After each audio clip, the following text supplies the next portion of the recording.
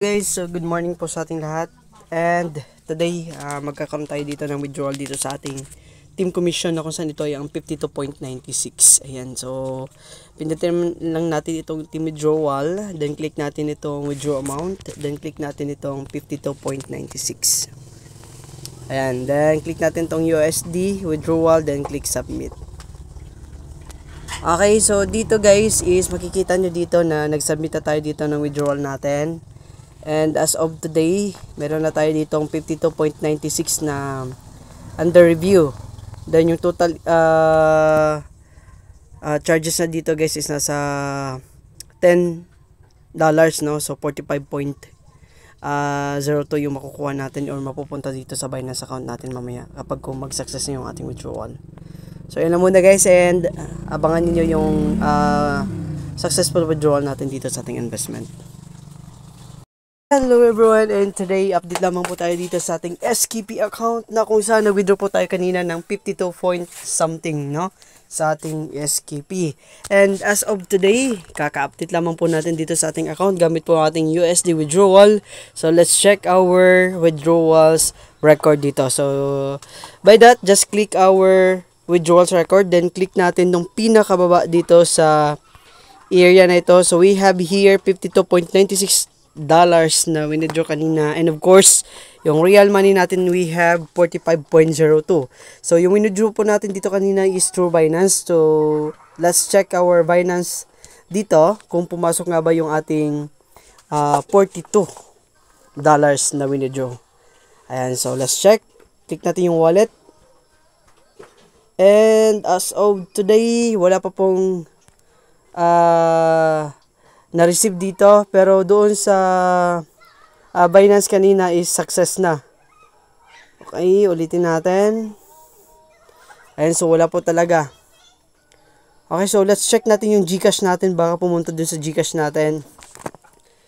Pero mali yung withdrawal natin kanina kasi yung na-click natin kanina is nasa USD. So baka available yung GCash natin. So of course, titingnan natin today kung nadagdagan yung ating GCash.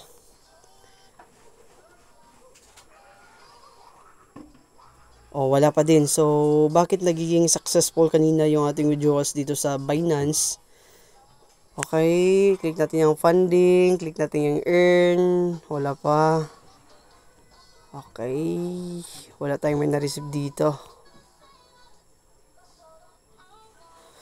Okay, so nakita nyo naman dito guys, no, na successful na yung ating withdrawals dito. Then double check natin yung ating address kung ito ay okay, kung ito ay tama. Okay, dito sa ating address, click natin yung bank account, then dito is TTCFF yung ating address dito, yung withdrawal natin dito. So double check natin ulit itong ating withdrawals record. So nadagdagan din dito yung ating withdrawal successful, no? So bakit hindi pa dito success? So yung withdrawals time natin is we have 12:56 kanina ng tanghali, and of course dito sa funds record natin makikita natin dito kung kailan tayo nag-process ng withdrawal, then kung kailan siya kung magkano yung ating withdraw kanina. Okay, saan ba yun natin makikita? So dito siya sa ating fund record, baka dito yata yan. So, click natin yan. Ayan. So, dito. Okay, hindi nag-appear dito yung ating withdraw, no? Okay, hindi nag-appear dito yung withdraw natin. Or sa pinakababa. Ay, baliktad dito yung current update niya. Okay, yung last natin na walang update dito na withdrawal, no? Yung last natin na withdraw dito is 31.2. So, alamin natin today kung bakit hindi tayo nagkakaroon ng fund dito sa ating Binance, no? Kasi Binance yung ating na bind dito na account. And of course, double check natin ulit dito sa ating Binance ulit, baka nag-success na yun kanina. So, click natin to. Then, screenshot natin yan. Then, ito yung i-send natin. Check natin, baka system error lamang po yun.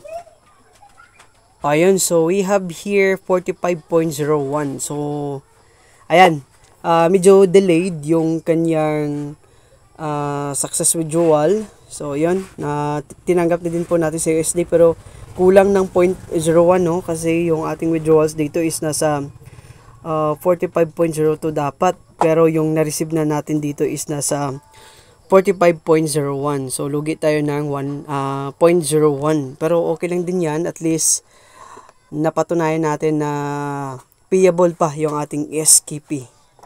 Ayan, so, naka-receive tayo dito ng 45.01. Ayan, so, payable pang SKP guys. Kung gusto nyo mag-join dito, just click our description box.